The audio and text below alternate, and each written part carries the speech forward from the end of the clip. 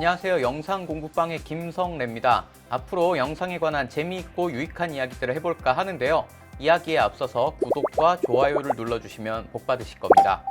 이번 영상에서는 커스텀 커브에서 사용할 수 있는 다양한 기능들에 관해서 이야기해 보도록 하겠습니다. 세부 설정에 들어가면 Add Default Anchor가 있습니다. 이 버튼을 누르면 조절했던 부분들이 원점으로 돌아오면서 가장 밝은 지점과 어두운 지점을 제외하고 4개의 지점이 추가되어 총 6개의 지점을 조절할 수 있게 됩니다. 미니 패널에서는 이렇게 6개의 지점들을 제공하고 각각을 노브를 사용해서 조절할 수 있습니다. 그렇게 보면 Add Default Anchor는 미니 패널 이상을 사용하는 것을 전제로 만든 기능이 아닐까 싶습니다. 받아들이기 어려움. 물론 패널이 없다고 해서 문제가 되진 않습니다. 커브의 자유도를 충분히 느끼는 데에는 마우스를 사용하는 것이 오히려 더 효과적이라고 생각합니다. 그 다음으로 히스토그램에 관해서 이야기해 보겠습니다. 다빈치 리졸브에서 제공하는 커브에서는 히스토그램을 지원합니다. 세부 설정을 눌러보면 가장 밑에서 확인해 보실 수 있습니다.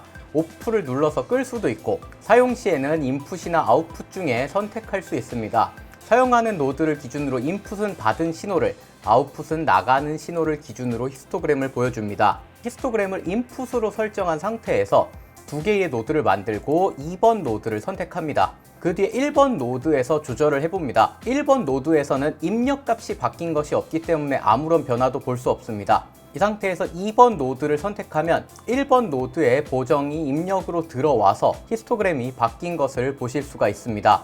반대로 아웃풋을 선택했을 때는 선택한 노드의 출력값이 바로 나가는 만큼 조절한 정도가 바로 히스토그램에 반영이 되는 것을 볼 수 있습니다. 어떤 것이 더 좋다 나쁘다를 이야기하기는 어렵습니다만 개인적으로는 현재 노드에서 어떤 조절을 했는지 볼 수 있는 것을 선호해서 아웃풋을 많이 사용합니다. 선택은 각자의 몫이다. 언제나 그래왔듯이 말이야. 커브에서 히스토그램을 볼 수 있으면 스코프상에서 볼 수 있는 히스토그램과 겹치는 것이 아닌가 하는 생각을 해볼 수 있습니다. 어느 정도 겹치는 부분이 있지만 꼭 그렇지는 않습니다.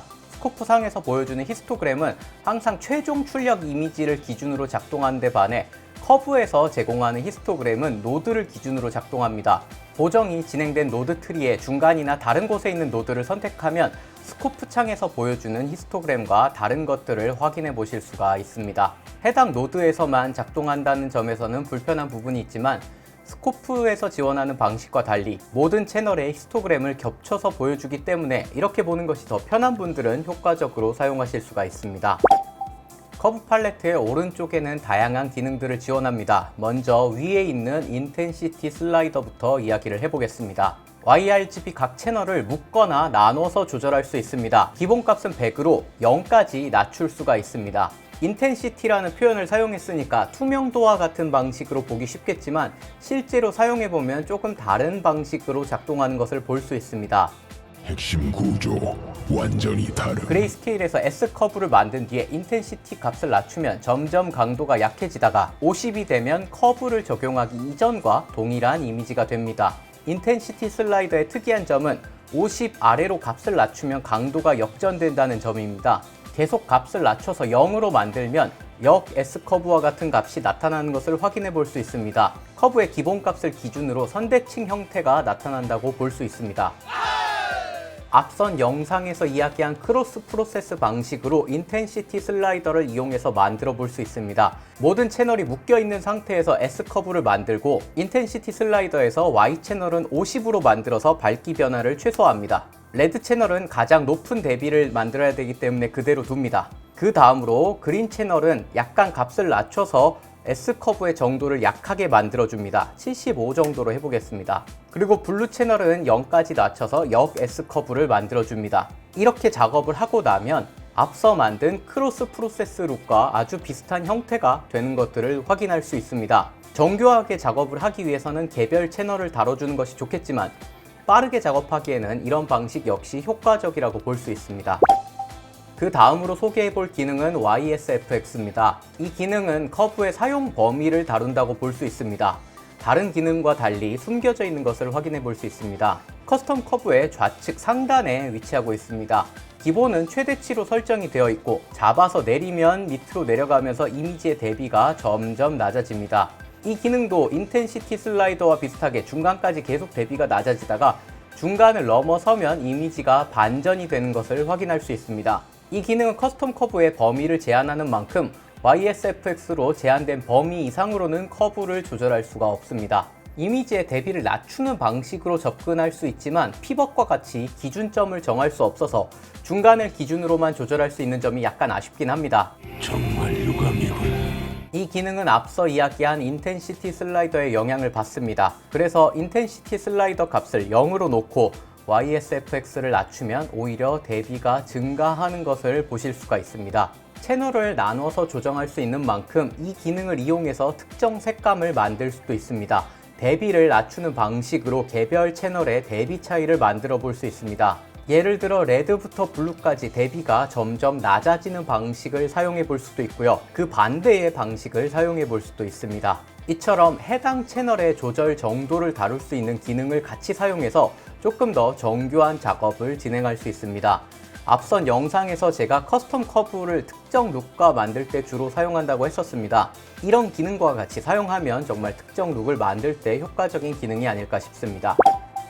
그 다음으로 소개할 기능은 커브의 우측 하단에 있는 소프트 클립입니다.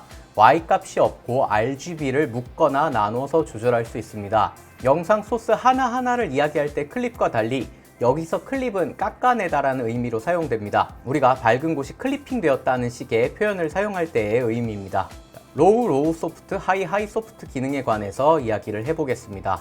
로우와 하이는 이미지의 밝기 범위를 깎아주는 기능이고 소프트가 붙은 부분은 그 부분을 부드럽게 뭉쳐준다고 보면 이해하기 쉬울 것 같습니다. 로우는 어두운 부분의 밝기를 깎아주는 기능으로 슬라이더를 오른쪽으로 움직이면 어두운 부분이 깎입니다. 그러다 최대로 움직였을 때는 밝기의 4분의 1 정도가 잘려나갑니다. 하이는 밝은 부분의 밝기를 깎아주는 기능으로 슬라이더를 왼쪽으로 움직이면 밝은 부분이 깎입니다.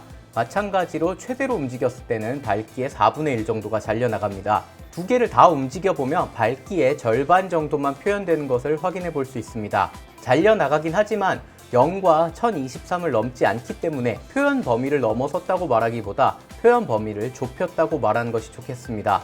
다이나믹 레인지가 줄어들었다는 식으로 볼 수 있습니다. 대비도 상대적으로 낮아져 보이게 됩니다. 이런 부분을 이용해서 해외에서는 밀키한 룩이라는 표현으로 이런 로우 클립을 사용하기도 합니다.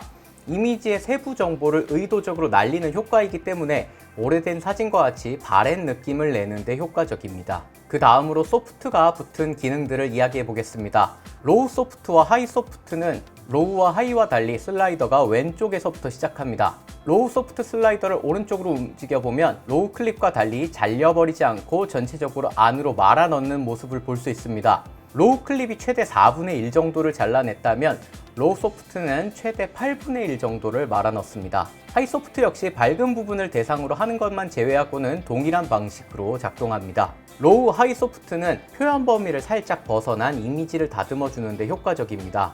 이전에 로그 휠 영상에서 섀도우나 하이라이트를 통해 표현 범위를 넘어섰을 때 다듬어주는 방식을 이야기했던 적이 있습니다.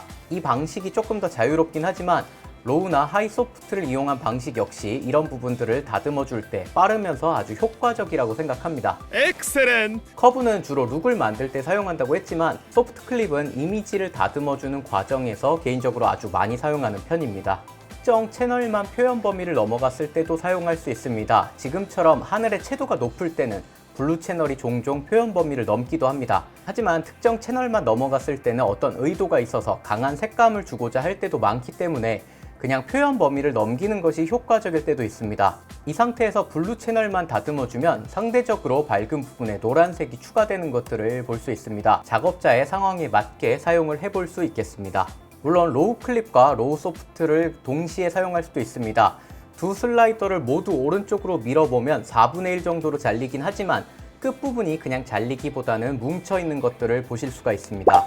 지금까지 커스텀 커브를 사용하는 방법에 관해 이야기를 해봤습니다. 상당한 자유도와 함께 이를 보완해주는 다양한 기능을 가지고 있는 도구입니다. 제가 말씀드린 부분 외에도 다양한 방식으로 접근해서 사용해 볼 수 있습니다. 그럼 오늘은 여기까지 해보기로 하고요. 저는 다음 영상에서 찾아뵙겠습니다.